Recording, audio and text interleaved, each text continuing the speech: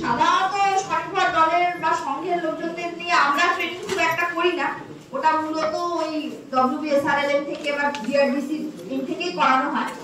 তবে এবছর যেটা চিন্তা ভাবনা হয়েছে যে ইনভলভমেন্ট পরিকল্পনা করার ক্ষেত্রে মানে রিয়েল ভাবে হয়তো মাঠে সেভাবে সব ক্ষেত্রে হয়নি।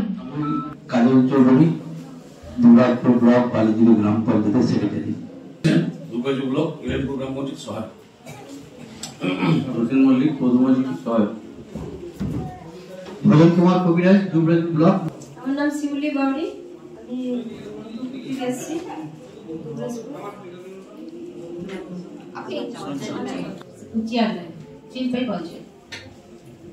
আমি প্রতিমা ঘোষ, প্রতিমা পঞ্চায়েত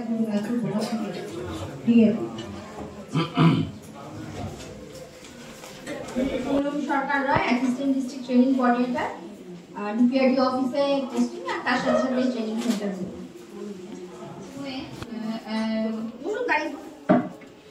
একটা টাইম দিয়ে দেওয়া হয় যে এই তারিখে গ্রামের লোককে জানানো হয় প্রথমে যে এই তারিখে গ্রামের একটা সভা হবে, সেখানে মহিলা পুরুষ সকলে অংশগ্রহণ করবে।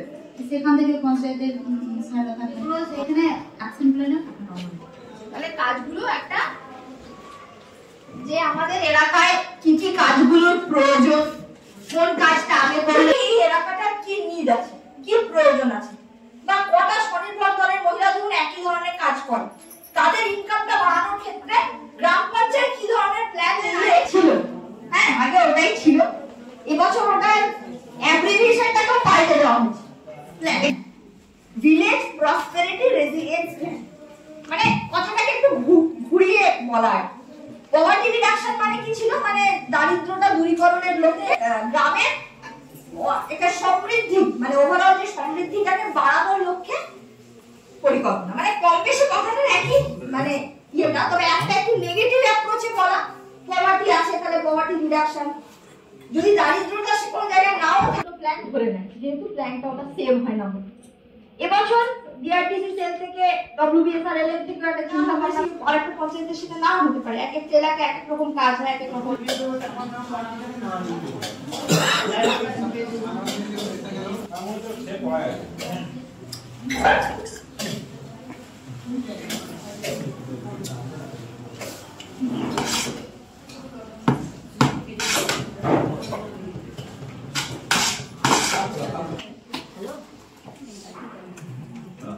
আপনার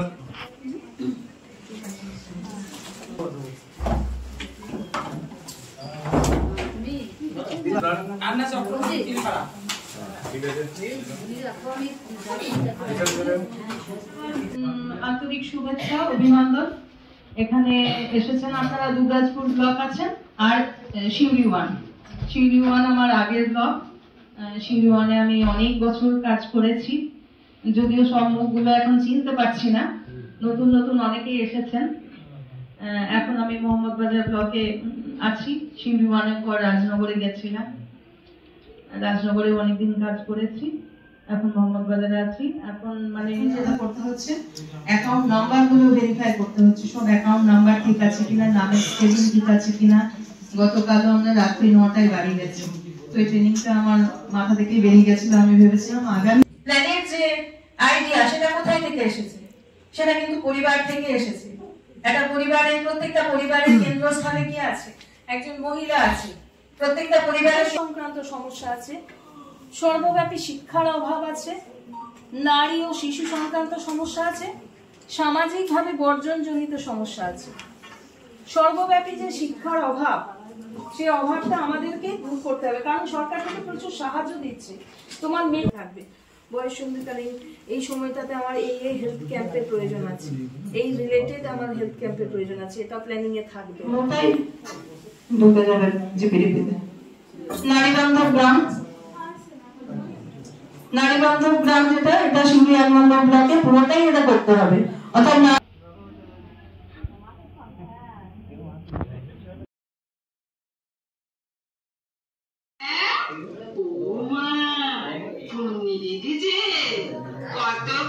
একজন আশ্রয়হীন মহিলা তাকে বরাদ্দ করা সরকারি টাকা অনেক জায়গাতে দেখবেন মহিলা প্রধান অনেক জায়গাতে বা সভাপতি অনেক জায়গাতেই যথেষ্ট যোগ্যতার সঙ্গে কাজ করছেন।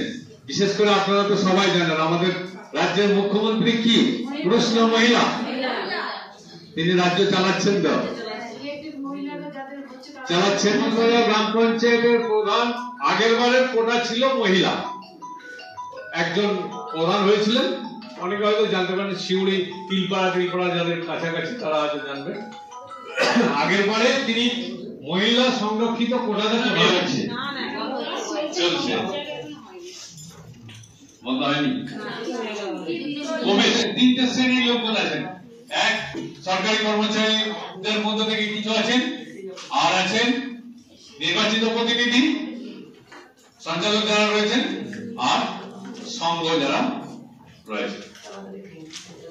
উপসংঘ বিডিও সাহেবরা মাসি বাজিয়ে বেরিয়েছেন তো আছে কি নেই? তার মানে সবাই ভেবেছেন বুঝেছেন যেটা এটা প্রয়োজন, যদিও এখনো ওপেন ব্যবস্থাটা বন্ধ হয়নি। কাটবে বলতে বলতে কাটবে। এই দেখবেন গ্রামে যদি একটা দুটো মেয়ের বিয়ে যদি ওইভাবে বন্ধ হয়ে যায়, পরবর্তী মা বাবা কিন্তু গার্জেনরা কিন্তু ওই ধরনের যারা নাবালিকা তাদের বিয়ে দিন ঠিক করার জন্য কিন্তু ভাববে। এগুলো করার পর ধরুন বন্ধ হয়ে গেল, পরপর দেখবেন এক বছরে যদি একটা গ্রামে 2-3টে মেয়ে যদি এরকম অবস্থা হয়, পরে আর কেউ কিন্তু এই সিদ্ধান্ত নেবে না। অন্তত আনুষ্ঠানিক ভাবে বিয়ে দেওয়ার কথা ভাববে না। হতে পারে লুকিয়ে চুরে কেউ কোথাও করে, সেটা হচ্ছে আলাদা কথা। যে কথাগুলো বেরো তাতে সেই পরিবারের বাবার কোনো বাধা নেই তার, কিন্তু বাবার বাধা না থাকলেও মানে পরিবেশ প্রতিজন যারা রয়েছেন তারা কিন্তু এটা ঠিকভাবে মেনে নেন না। যে পরিবার যে সাধারণত সবার নয়, এখন অনেকটাই আমরা এই জায়গায় এগিয়ে আসতে পেরেছি, কিন্তু বেশিরভাগ ক্ষেত্রে কি স্বাস্থ্য উপস্বাস্থ্য কেন্দ্র পোস্টিং হয়েছে সব জায়গায়, সেখানে প্রত্যেকদিন চেক আপের ব্যবস্থা আছে। তিনি চেক করছেন এবং টেলি মেডিসিন অনলাইনের মাধ্যমে ডাক্তারদের সঙ্গে পরামর্শ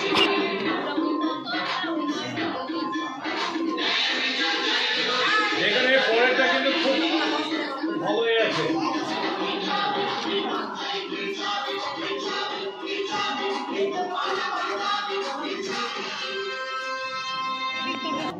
একজন দিয়ে সবাইকে দিয়ে